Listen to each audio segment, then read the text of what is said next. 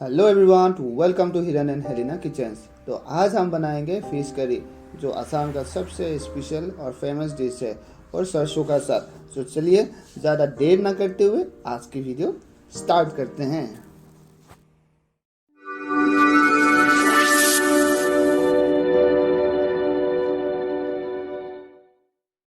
तो फ्रेंड्स, हमने यहाँ पे 200 ग्राम के आसपास मछली लिया है, जो रो मछली है। मछली को हमने बस हल्दी और नमक के साथ ही मैरिनेट किया है, बाकी इंग्रेडिएंट्स कुछ नहीं डाला है। तो अभी हम मछली को 60 to 70% फ्राई कर लेंगे।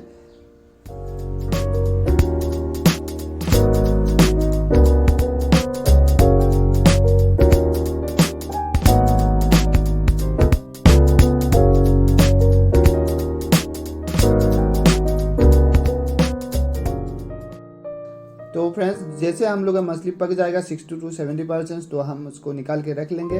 तो हम अभी बाकी का काम कर लेते हैं। हमने यहाँ पे एक टमाटर, थोड़ा सा लहसुन, एक इंच अदरक, एक प्याज और 2 हरा मिर्ची लिए। आज का ग्रेवी का मेन इंग्रेडिएंट है सरसों, जो हमने 2 टेबलस्पून ले लिया है। आज का रेसिपी का सबसे मेन इंग्रेडिएंट यही है, जो इसका फ्लेवर टेक्सचर है आपको बाद में दिखी जाएगा। तो यहाँ पे हम सरसों, अदरक, लहसुन को पेस्ट बना लेंगे और पेस्ट बना के रख लेंगे। हमने यहाँ पे एक कढ़ाई गरम करके तेल ऐड कर लिया है। तेल ऐड करने के बाद 1 टेबलस्पून जीरा, 2 सूखा हुआ मिर्ची ऐड करके प्याज भी ऐड कर लिया है, और प्याज भी हम लोग का पक चुका है। तो प्याज गोल्डन ब्राउन होने के बाद अभी हम पेस्ट ऐड कर लेंगे। अभी अच्छी तरह से मिक्स कर लेंगे। सरसों को पकाना बहुत ही ज़रूरी है, इसलिए हम 8 से 9 मिनट तक पकाएंगे। 1 टीस्पून हल्दी पाउडर ऐड करेंगे हम अभी।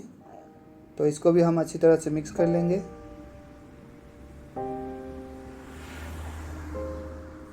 और मिक्स करने के बाद अभी ढक्कन बंद करके कुछ टाइम के लिए पकाएंगे।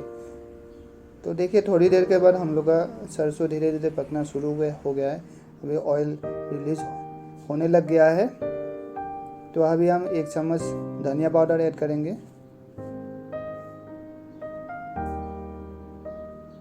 हम इसको भी अच्छी तरह से मिक्स कर लेंगे। मिक्स करने के बाद थोड़ा सा पानी ऐड कर लेंगे, ताकि सरसों कढ़ाई में चिपक ना जाए। और अभी हम इसको भी मीडियम फ्लेम में पकाते रहेंगे।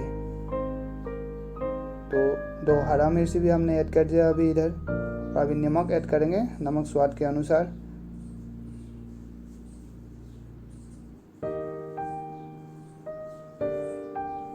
और अच्छी तरह से मिक्स कर लेंगे।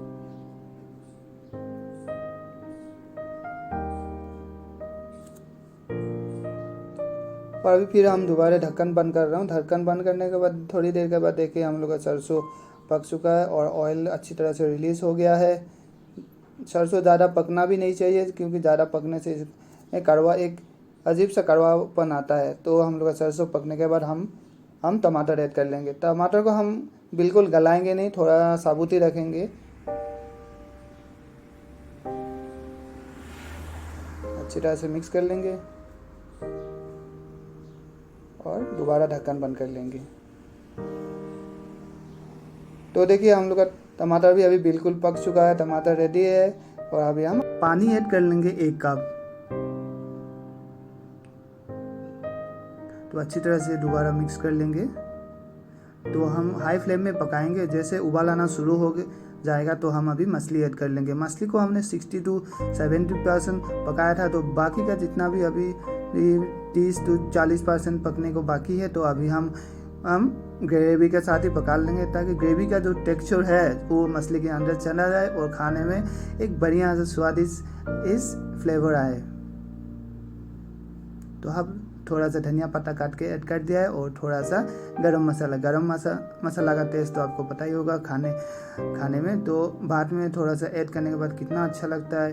तो फिर आप चाहे तो और भी ऐड कर सकते हैं। तो देखिए, हम लोग का ग्रेवी कितना अच्छी तरह से पक चुका है, और देखिए कलर भी कितना बढ़िया है, और मछली भी पूरी तरह से पक चुका है। तो फ्रेंड्स, इस ग्रेवी का फ्लेवर है, इस ग्रेवी का जो टेस्ट है, मैं आपको बता नहीं पाऊँगा। तो ज़रूर एक बार घर में ट्राई करना।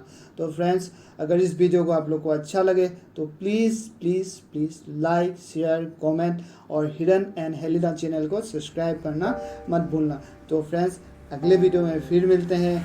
Stay home, stay safe. जय हिंद, जय भारत।